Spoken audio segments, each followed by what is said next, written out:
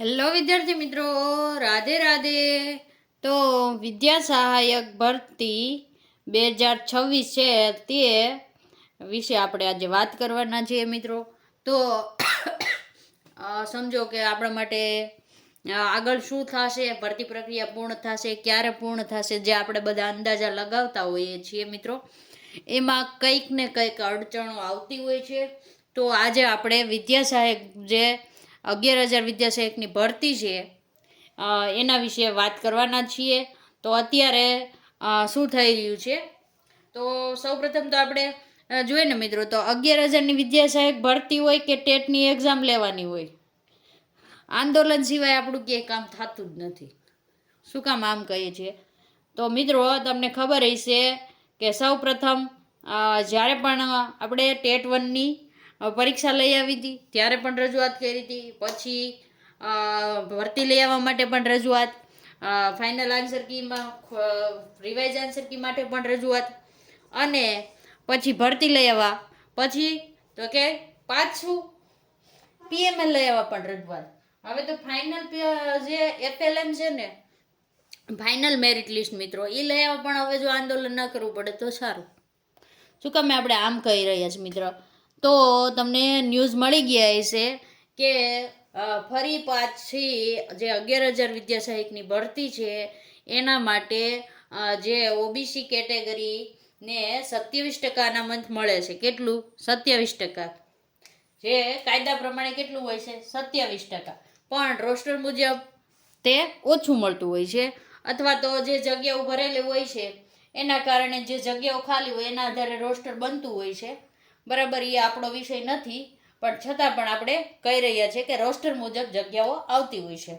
તો અત્યારે શું થઈ રહ્યું છે કે અત્યારે જે ઓબીસી કેટેગરીના જે ઉમેદવારો છે એના 54,000+ ફોર્મ ભરાણા છે. આપણું મેરિટ આવ્યું એટલે તમને આપણે બધાને ખબર છે કે સૌથી વધારે ફોર્મ ભરાણા છે. બરાબર, તો કે કેટલા ભરાણા છે?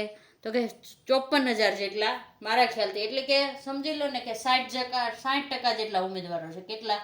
60% જેટલા ઓબીસીના ઉમેદવારો છે, અને એને અનામત છે ને કેટલું મળે છે? 27%. બરાબર, પણ આ લોકોનું કેવું એવું છે કે ગઈ ભરતીમાં અમને 14% મળેલું હતું, એટલે કે અમારી સાથે અન્યાય થયેલો હતો.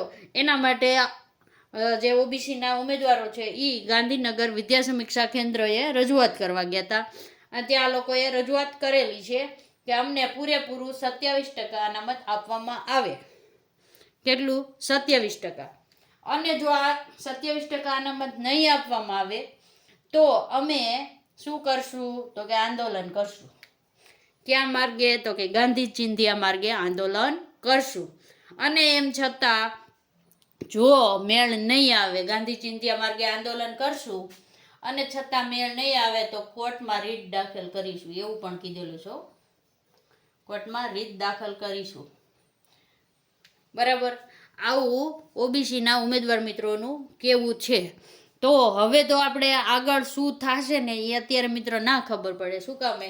કે આ લોકોને 27% અનામત મારા ખ્યાલથી તો ના આવે. જો રોસ્ટર છે ને એ કેટલા શિક્ષકો કયા કેટેગરીના ને બધા ભરેલા છે ને એ રીતનું બનતું હોય છે. જે કેટેગરીમાં શિક્ષક ઘટતા હોય ને, આખું રોસ્ટર જોવો ને તમે જિલ્લા વાઇઝ ને એમ, તો જે કેટેગરીમાં શિક્ષક નિવૃત્ત થયા હોય કે મૃત્યુ પામ્યા હોય કે પછી કોઈ રાજીનામું આપ્યું હોય, જે કેટેગરીમાંથી શિક્ષક નિવૃત્ત થયા હોય ને એ કેટેગરીમાં એ જગ્યા ગણાતી હોય છે રોસ્ટર મુજબ. બરાબર, જ્યાં જે કેટેગરીમાં જગ્યા ખાલી થાય. હવે તમે દાખલા તરીકે 27% અનામતની વાત કરો, પણ તમારા ઓલરેડી આગળની ભરતીમાં કે એની પહેલાં જે શરૂઆતની ભરતી હોય ત્યારે ઓબીસીના બહુ ઝાઝા ઉમેદવારો ભરાઈ ગયા હોય પૂરેપૂરા, તો અને એ 20 થી 25 વર્ષ સુધી તમને ખબર છે રિટાયર તો કોઈ થવાનું નથી. રિટાયર ન થાય કે રાજીનામું ન દે તો જગ્યા ખાલી થવાની નથી. બરાબર, એ રીતની ગણતરીને એવું રોસ્ટર બનતું હોય છે. આપણે બહુ એમાં ઊંડા નહીં ઉતરીએ.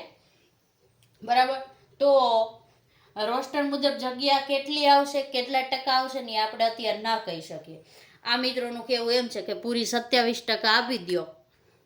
બરાબર, તો મિત્રો પૂરી 27% તમે કાઢો ને, ખાલી 10,000ના 27% કાઢજો, જે કેટલા થાય છે, બરાબર? કમેન્ટ કરજો જી મને. તમારે શું કરવાનું છે કે આપણી 10,000ની ભરતી છે ને, હવે એના 27% કાઢીને મને કમેન્ટ કરજો. ટકા તો આ રીતે જ નીકળે ને મિત્રો. કેટલી જગ્યા થશે, બરાબર? કેટલી જગ્યા થશે? 2700 જગ્યા થશે. કેટલી થશે? 2700 જગ્યા. અને આનાથી ઉપર જ થશે. કેટલી થશે? એક જ ઓબીસી કેટેગરીની 2700 જગ્યા. પછી એ જ રીતે તમે ઈડબ્લ્યુએસની કાઢો તો કેટલી ટકા હોય? 10%, બરાબર? પછી એસટીની કાઢો તો કે 7 થી 15% જેવું હોય છે. એટલે આપણે એની 15%, આ લોકોને 27 દેશે તો એસટી વાળા નહીં કે અમને પૂરેપૂરી અમારી જગ્યા દો, તો ઈડબ્લ્યુએસ વાળા નહીં કે અમને 10% જ દો. આ બધાને આમ કાઢતા જાઓ, બરાબર? આ લોકોની 10,000 જ કાઢો એટલે અહીંયા 1000 થઈ ગયા, અહીંયા 1500 થઈ ગયા. આ બધી જગ્યા તમે અનામતની કાઢતા જાઓ મિત્રો, તો વાહે ઓપનવાળા વિશે જેટલી જગ્યા વધે એ તમે ગણતરી કરી લેજો. આપણે ખાલી ઉપર સળી ગણતરી કરીને કહીએ છીએ. તો ઓપનવાળા પાછળ શું વધે? તો આ બધા મિત્રો એ પછી છે ને 27% જો અનામત મળે તો બધા કેટેગરીમાં જ લેવું પડે, પછી ઓપનમાં લેવાનું ઓછું રાખવું પડે, બરાબર? એવું થઈ શકે, બરાબર? આના વિશે તમારા અભિપ્રાય હોય ને આ વખતે આપણે માંગીએ છીએ. કમેન્ટ કરજો. શું કરજો? કમેન્ટ કરજો કે આના વિશે તમારું શું કહેવું છે, બધા વિશે. એના ઉપર પણ આપણે તમારી કમેન્ટ ઉપર પણ આ વખતે વિડીયો બનાવશું કે કેવી કેવી કમેન્ટ આવી રહી છે, બરાબર? તમારા અભિપ્રાય જાણવા મળશે, પ્લસ તમે શું વિચારી રહ્યા છો એ પણ જાણવા મળશે, બરાબર? તો વિડીયોને સારો લાગ્યો હોય તો લાઈક કરી દેજો, ચેનલને સબસ્ક્રાઈબ કરી દેજો. વિડીયોને પૂર્ણ કરી છે. રાધે રાધે.